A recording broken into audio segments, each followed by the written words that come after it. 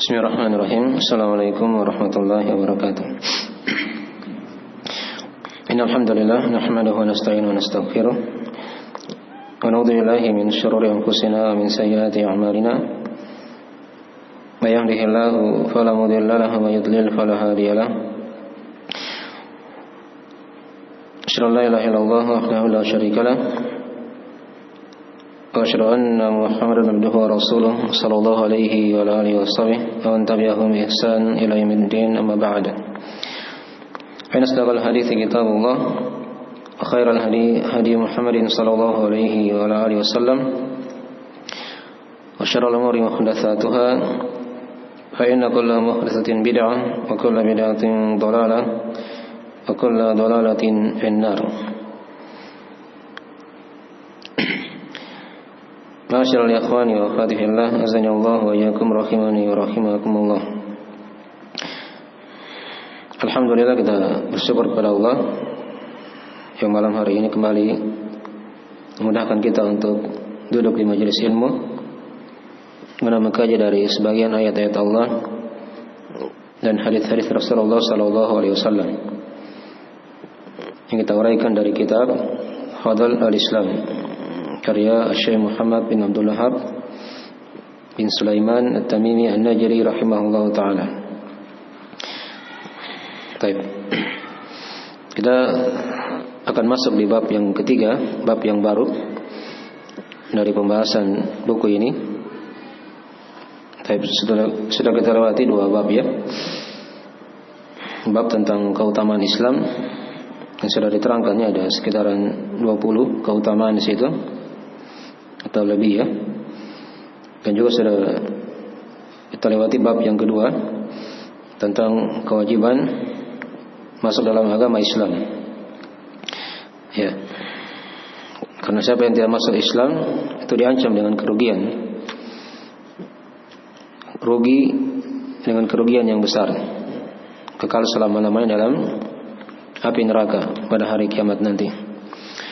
Nasallallahu salamata wal afiyah. Dan juga sudah diterangkan ya dari metode-metode seorang masuk Islam itu bagaimana dia ikuti jalan yang lurus ya.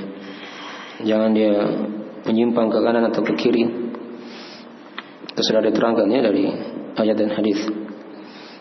Kemudian dia ikuti sunnah Rasulullah sallallahu alaihi wasallam.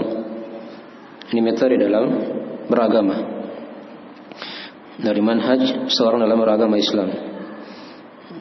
Dia tinggalkan bid'ah, dia taati Rasulullah, dia tinggalkan sunnah-sunnah jahiliyah.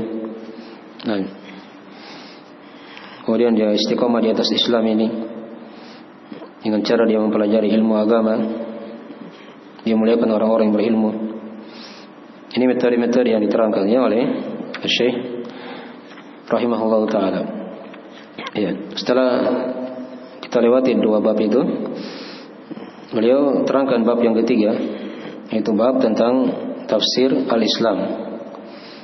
Ya, jadi bab ini isinya untuk merinci apa itu Islam yang dibawa oleh Rasulullah sallallahu alaihi wasallam ini. Ini mau didalami sekarang ya, apa itu dari inti agama Islam ini. Nah, baik. Dan sudah kita terangkan kemarin judul babnya ketika dikatakan tafsir al-Islam. Tafsir kan sudah kita bahas ya. Apa tafsir kemarin? Dia bermakna menyingkap, menjelaskan ya. Itu secara makna, secara bahasa ya. Adapun al-Islam dari sisi bahasanya artinya dia berserah diri.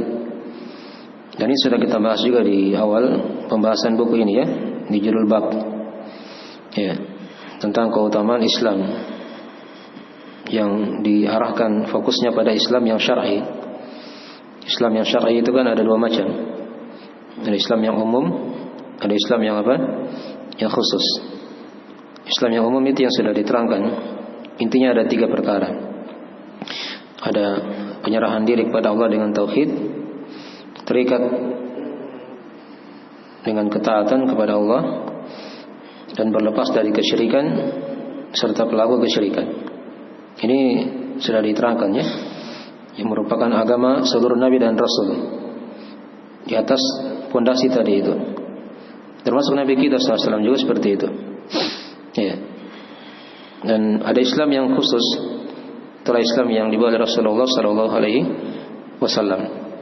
Ya. Dan kemarin sudah kita rinci juga di Islam yang khusus ini, kalau mau dirinci lagi ada dua lagi di bawahnya. Dia bisa bermana agama Islam itu sendiri. Ya, yang di usul salasa sudah dibahas ya. Ada 3 tingkatannya kan? Ada Islam, ada iman, ada apa? Ihsan. Ya. Kemudian ada makna juga dari penjelasan para ulama, kalau dia kalimat Islam digabungkan dengan iman, maka itu bermakna amalan-amalan yang zahir, ya, disertai dengan amalan yang batin yang membenarkan dari amalan yang zahir itu. Itu sudah kita beri contoh ya, seperti kisah hadis Jibril, hadis Umar itu kan, Ibnu Khattab, riwayat Imam Muslim. Ketika malaikat Jibril datang menjelma menjadi manusia, ya, di hadapan Nabi dan para sahabat ketika itu ya. Jadi sudah di depan Nabi, bertanya akan Islam, iman dan ihsan. Ketika Nabi ditanya apa itu Islam, Nabi kan terangkan rukun Islam yang 5. Syahadat, ya, la ilaha illallah Muhammad Rasulullah. Kemudian yang kedua apa? Salat, menegakkan salat. Yang ketiga, membayar zakat. Yang keempat, berpuasa di bulan Ramadan. Dan yang kelima apa? Berhaji bagi yang mampu. Ini kan Islam amalan yang zahir. Syahadat, salat, gitu kan? Zakat, puasa, haji, itu kan terlihat.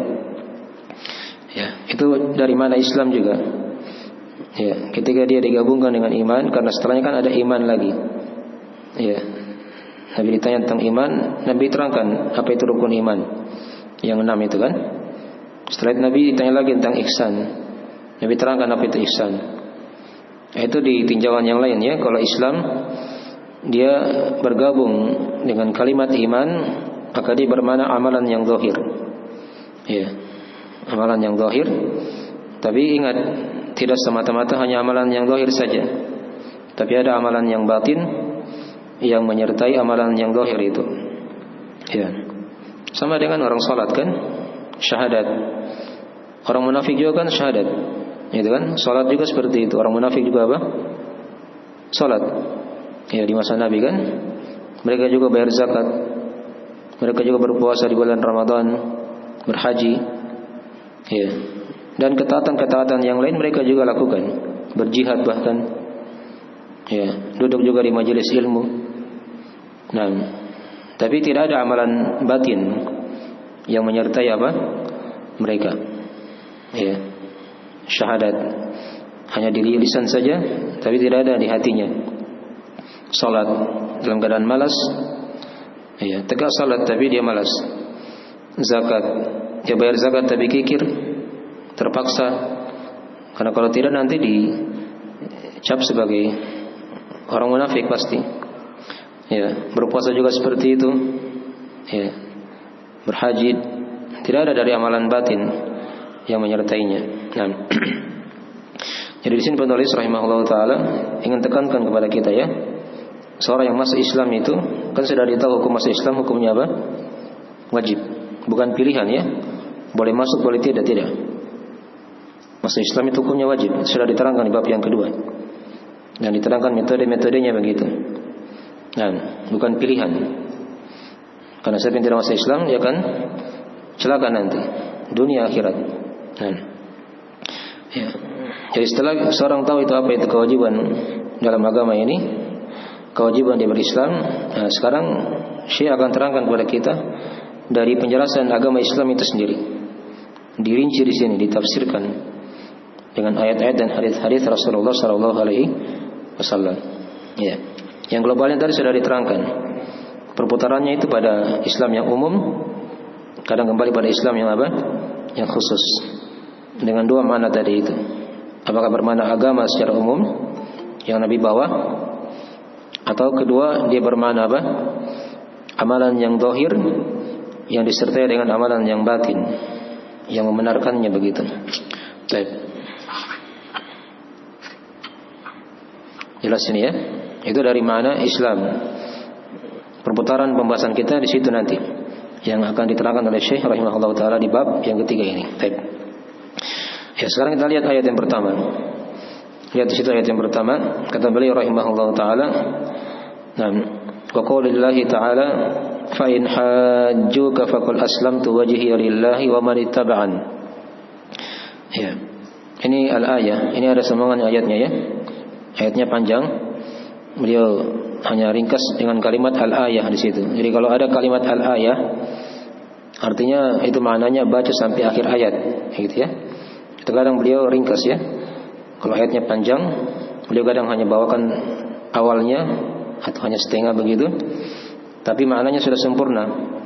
Ya. Hanya kalau mau ingin lengkap lagi, disuruh baca sampai akhir ayat. Ya, ini ayat di surah Al-Imran ayat ke-20 yang menjelaskan tentang tafsir al-Islam itu apa sendiri. Tafsir al-Islam itu sendiri ya, yang akan diterangkan oleh penulis di sini ya. Dibawakan ayat di surah Al-Imran ayat ke-20 ini untuk menjelaskan apa? Tafsir Islam itu sendiri. Jelas ya? Baik. Jadi kalau ayat lengkapnya kita baca itu nanti lihat di Al-Qur'an ya, di mushaf. Fa in hajjuka faqul aslamtu wajhiya lillahi wa man ittaba'an wa qul lil ladzina utul kitaba wal ummiyina a aslamtum fa in aslamu faqad ihtadaw wa in tawallaw fa innama 'alaikal balagh wallahu basirun bil ibad. Itu ayat lengkapnya ya di surah Al-Imran ayat ke-20 ini. Baik. Kita lihat dari ayatnya. Jadi ayat ini datang setelah ayat yang sebelumnya ayat ke-19 ya. Inna dina indallahil Islam. Sesungguhnya agama di sisi Allah hanyalah apa? Islam. Itu sudah jelas ya, sudah dibahas di bab yang kedua. Dari ayat yang pertama yang beliau bawakan di situ. Baik, atau di ayat yang kedua ya, di bab yang kedua yang sudah kita bahas. Penjelasan tentang agama itu atau Islam ini adalah agama yang diridhoi oleh Allah Subhanahu wa taala. Ya, setelah jelasnya perkara itu, maka diterangkan di ayat yang ke-20 ini oleh Allah Subhanahu wa taala. Fa in hajjuka. Ya. Dan jika mereka mendebatmu, fakul, maka katakanlah aslamtu wajhiya lillahi wa man ittaba'an. Aku mengislamkan wajahku, ya, menyerahkan wajahku. Di situ kita terjemah diriku ya, nanti kita akan terangkan penafsirannya. Kepada Allah, ya, aslamtu wajhiya lillah wa man ittaba'an. Demikian pula orang-orang yang atau siapa saja yang mengikutiku. Ya. Kalau kita baca sampai ayat terakhirnya dikatakan di situ, ya, wa qul lil ladzina utul kitaba wal ummiyina aslamtum. Dan katakanlah kepada orang-orang yang diberi Alkitab, itu Yahudi atau Nasrani ya, dan ummiyin, yaitu orang-orang Arab ketika itu yang tidak diberi kitab. Aslamtum, apakah kalian ingin berislam? Fa in aslamu faqad ihtadaw. Jika mereka berislam, maka mereka mendapat hidayah. Fa in tawallaw fa inna ma'alaikal balagh. Tapi kalau mereka berpaling, maka sesungguhnya engkau Muhammad hanyalah orang yang memberikan apa? Penyampaian saja, yang menyampaikan saja. Ya. Mau ikut atau tidak, itu bukan urusan kamu. Itu kan maksudnya. Ya. Nah, wallahu basirun bil ibad. Dan Allah itu maha melihat kepada hamba-hambanya. Ibang ya, itu dari kelengkapan ayat ya. Kalau kita baca sampai akhir ayat tadi itu. Jadi ayat ini memang arahnya kepada orang-orang Yahudi dan Nasara yang ingin mendebat Rasulullah ketika itu ya. Fa in hajjuka, dan jika mereka mendebatmu. Jadi arah ayat ini untuk orang-orang Yahudi dan Nasara. Fakul aslamtu wajhiya lillah. Maka katakanlah aku islamkan wajahku. Ya. Sini apa makna aku islamkan wajahku? Ya, tadi kan sudah diterangkan kembali kepada Islam. yang bermakna umum di sini ya. Nah, itu kata para ulama. Dan kalimat faqul aslamtu wajhiya di sini ada beberapa penafsiran ya. Ya. Ada yang mengatakan aslamtu di sini maksudnya aku ikhlaskan. Ya. Aku ikhlaskan wajahku untuk Allah. Ya. Nah, dan juga ada sebagian penafsiran yang lain yang diterangkan, tapi itu yang paling banyak yang diterangkan oleh para ulama. Ya. Aku serahkan wajahku. Itu mirip-mirip maknanya ya. Serahkan atau ikhlaskan. Ya. Nah, kembali kepada mana Islam asalnya berserah diri kan? Hanya kepada Allah Subhanahu wa taala. Adapun kalimat wajhiyah, aku islamkan wajahku. Di sini wajahku ya, kata para ulama ada dua penafsiran juga ya. Ya. Ada yang bermakna wajah. Di sini maksudnya wajah bukan hanya wajah saja, tapi dia bermakna seluruh badanku. Iya. Seluruh badannya begitu ya. Kenapa disebutkan hanya wajah saja? Ya, karena wajah itu kan yang paling mulianya dari apa? Dari manusia. Ya. Kalau wajahnya sudah mengarah ke situ, maka badannya juga akan apa? Akan ikut. Dipahami ya? Jadi berarti di sini kalau hanya dikatakan wajahku bukan berarti badannya tidak berislam, tidak. Tapi seluruh dari tubuhnya itu berislam, berserah diri kepada Allah. Ya, lahir dan batin. Apakah hatinya, lisannya, ataupun anggota tubuhnya begitu. Semuanya apa? Berislam, berserah diri ya, hanya kepada Allah. Dan ada juga yang menafsirkan dengan penafsiran yang lain ya. Tapi itu dari penafsiran yang paling banyak yang diterangkan oleh para ulama. Faqul aslamtu wajhiya lillah, hanya kepada Allah. Nama Allah sudah sering kita lewati ya. Maknanya yang disembah atau yang diibadahi. Baik.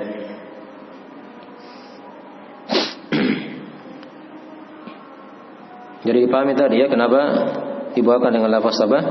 Wajah. Ya. Itu bukan berarti wajah saja, tapi berlaku untuk seluruh apa?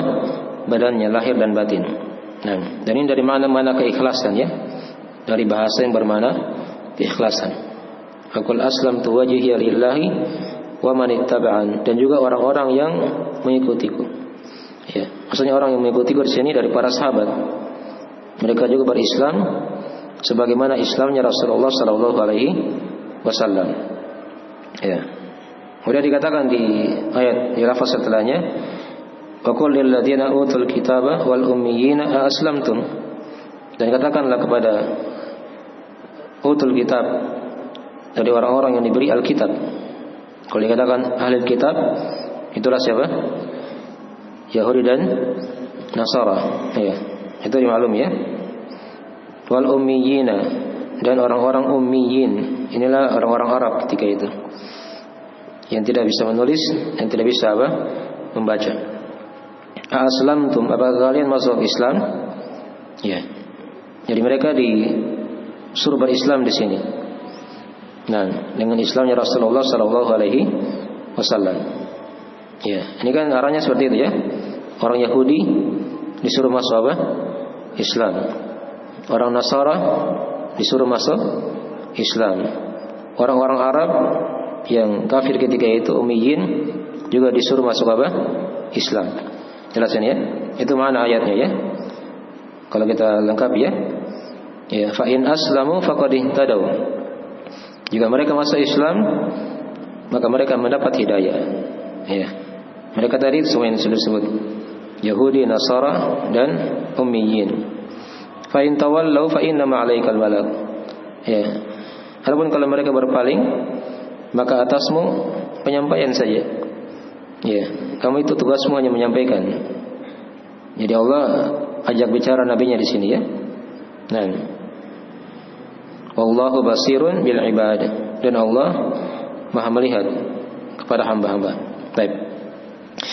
Jadi kita sudah kita beri judul situ ya di pembahasan ayat ini, Yang pertama di sini dari makna keislaman atau dari makna Islam, yaitu penafsiran Islam dengan penyerahan diri kepada Allah dengan tauhid. Ya. Jadi para ulama yang menafsirkan ayat ini itu mengarah kepada Islam yang bermakna umum. Ya. Yang terdiri dari 3 perkara tadi itu ya. Ada istislam lillahi bitauhid. Kemudian yang kedua wal inqiyadu lahu bitta'ah. Yang ketiga wal bara'atu minasyirki wa ahli. Ya, ada penyerahan diri kepada Allah dengan tauhid. Itu mana-mana tadi ya. Aslamtu wajhi lillah. Ya, diserahkan jiwa raganya hanya untuk Allah Subhanahu wa taala. Ya. 2 yang berikutnya itu yang setelahnya dia terikat dengan ketaatan dan berlepas dari kesyirikan, dan pelakunya ini kan ikut di belakang apa? Tauhid tadi itu. Penyerahan diri kepada Allah dengan tauhid.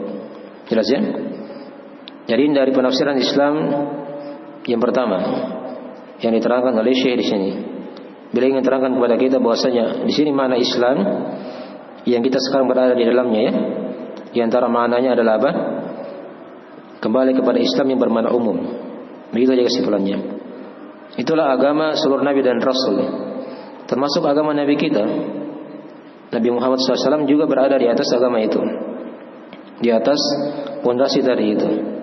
Ya, ada penyerahan diri kepada Allah dengan tauhid, kemudian tunduk terikat kepadanya dengan ketaatan, dan berlepas dari kesyirikan serta pelaku kesyirikan. Ini seluruh agama Nabi dan Rasul, termasuk juga agama Nabi kita yang beliau bawa kan, Islam yang kita berada di atasnya pada hari ini. Jelas ya? Itu dari mana penafsiran apa? Al-Islam. Iya. Dan itulah Islamnya para sahabat juga seperti itu. Karena kata Nabi, wa manittaba'an, dan juga orang-orang yang mengikutiku. Ketika itu ya, itu para sahabat. Itu para sahabat. Jelas ini ya? Baik. Jadi dari mana ayat secara ringkas ya? Kandungan ringkas dari ayat ini. Jadi kesimpulan ayat ini penjelasan dari penafsiran Islam, dia kembali kepada Islam yang bermakna apa tadi? Umum. Paham ya?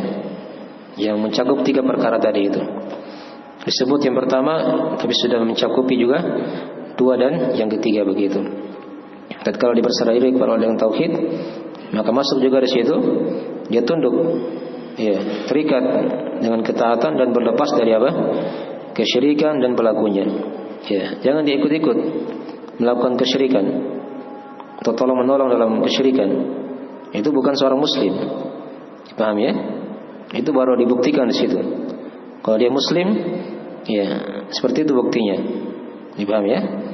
Dia menyerahkan dirinya hanya kepada Allah, berserah diri dengan tauhid, kemudian dia tunduk, terikat dengan ketaatan. Ada perintah dan larangan dari Allah. Dan yang ketiga, dia berlepas dari kesyirikan dan pelakunya. Jelas ya? Ini makna Islam yang umum, tapi juga mencakup apa? Masuk juga di Islam yang khusus tadi itu yang dibawa oleh Rasulullah sallallahu alaihi wasallam, yang hendaknya kita berada di atasnya. Baik, ini jelas ya dari mana ayat yang beliau bawakan di sini. Baik. Sekarang kita akan terangkan sedikit dari faedah ayat.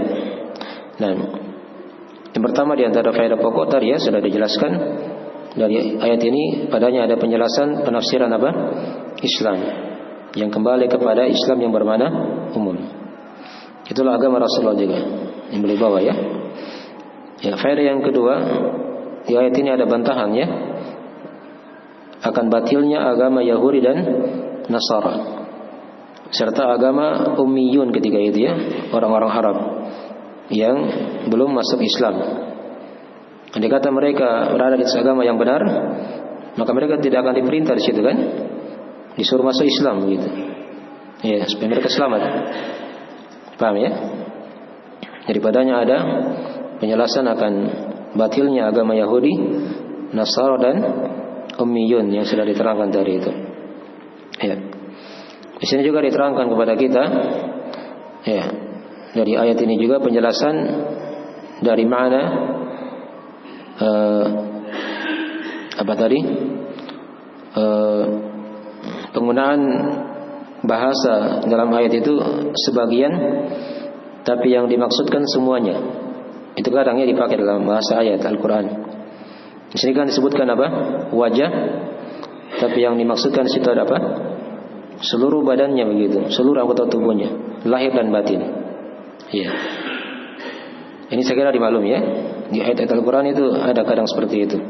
Sama seperti ayat di surah Ar-Rahman. Apa ayatnya itu? Kullu man 'alaiha fan wa yabqa wajhu rabbika dzul jalali wal ikram. Ya, kata Allah, seluruh yang ada di bumi ini akan apa? Binasa. Tinggallah siapa? Wajah Rabbmu. Ya. Nah, sekarang saya tanya, nanti setelah hari kiamat terjadi, yang kekalkan hanyalah Allah Subhanahu wa taala. Apakah hanya wajahnya? Hah? Tidak kan? Tapi seluruhnya. Ya, dipahami ya? Jangan hanya dipahami wajah saja. Nah, itu sama seperti itu, mirip. Kadang ayat seperti itu ya.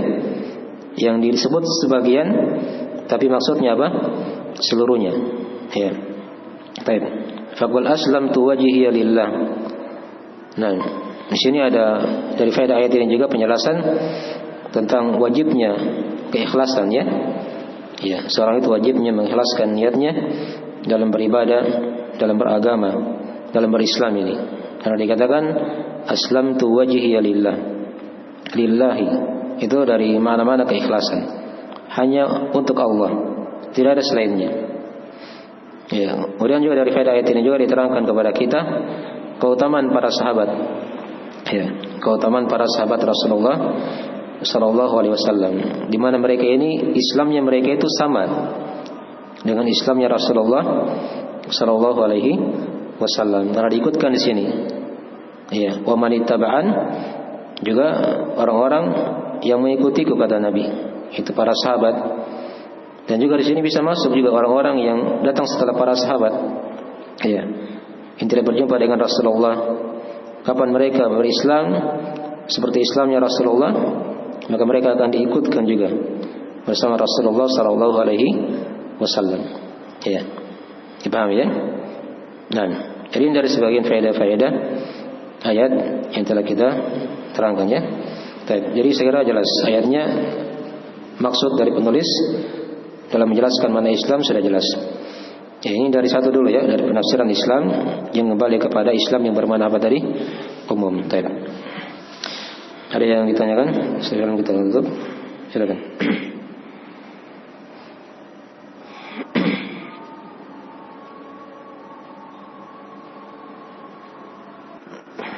Saya kira mungkin sudah dipahami semua ya.